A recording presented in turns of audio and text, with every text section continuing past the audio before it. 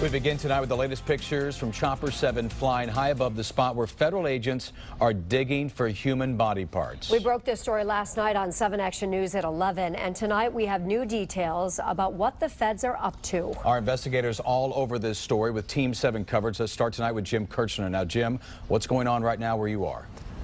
Jeff and Joanne, at this hour, the sun is going down.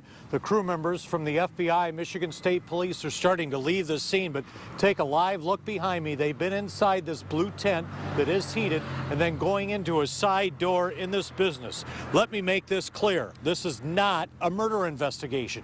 They are looking for human remains, bones, and tissue. As we first showed you on 7 Action News last night, the FBI first started working on this site in the dark.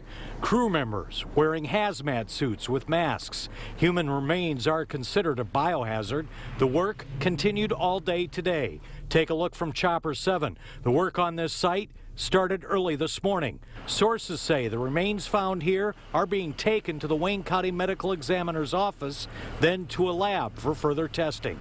The business here is called International Biological, a company that has advertised in the past as a medical educational service provider. The question here is, were they dealing illegally in human corpses and body parts that sources say can be very valuable on the black market? The owner of the company is Arthur Rathburn, who lives here in nearby Grosse Pointe Park. No one answered the door at his house today. We have confirmed the FBI was here yesterday with a search warrant, likely looking for business records and anything else in this ongoing investigation. Calls to Rathburn have not been returned. A neighbor says he's lived here for years, but kept to himself. The FBI is not commenting on this case. All court documents and search warrants are sealed. That is typical. Arthur Rathburn is not in custody. He is not charged with any crime, but we have also established that he worked for the University of Michigan from 1984 to 1990 in the anatomy department. He's been involved in this part of the medical field for years. Jeff, Joanne? Jim, this seems very involved. So where are they in this investigation tonight?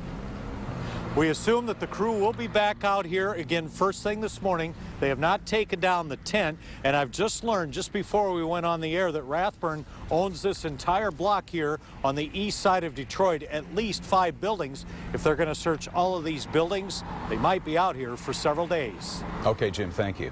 Our team coverage continues now with 7 Action News investigator Ross Jones, who uncovered more on Rathburn's company. Okay, Ross, what is the latest tonight? Well, Jeff, Joanne, the body brokerage industry, as it's called, is not a well-known one, but it is the line of work that Arthur Rathburn has made his own. He's been in the business for decades, and his company, International Biological Incorporated, is one of the largest in the country. What little we do know about the company is outlined in these 2005 articles by Richmond, Virginia's Times-Dispatch, written when Rathburn's International Biological Company wanted to set up shop there. According to the articles, the company ran medical and surgical education seminars and used cadavers to practice medical procedures. Typically, according to sources we spoke with, after a death, bodies are acquired in one of 2 ways. Either a donation to science, like a medical school for research purposes, or when a nonprofit like the Gift of Life contacts next of kin, hoping to use healthy organs to help those in need of a transplant. Dr. L.J. Dragovic is Oakland County's well-regarded chief medical examiner. He says he's not heard of a private company that provides the type of services that Rathburn's offers, but says that doesn't mean they aren't allowed. Maybe there are positive regulations that allow for that. I'm not aware of those. I'm not aware of the circumstances, so I really cannot comment. Rathburn's attempt to start up his business in Virginia ultimately fizzled years back after city council members who were leery over the idea pushed back. In the article, Rathburn's then attorney Stephen McCoy said the company complied with all state laws regulating how bodies are obtained and how they're used. Now, as Jim mentioned, we did speak with the University of Michigan, who said that Rathburn did work in the anatomy department from 1984 to 1990. They would not comment any further.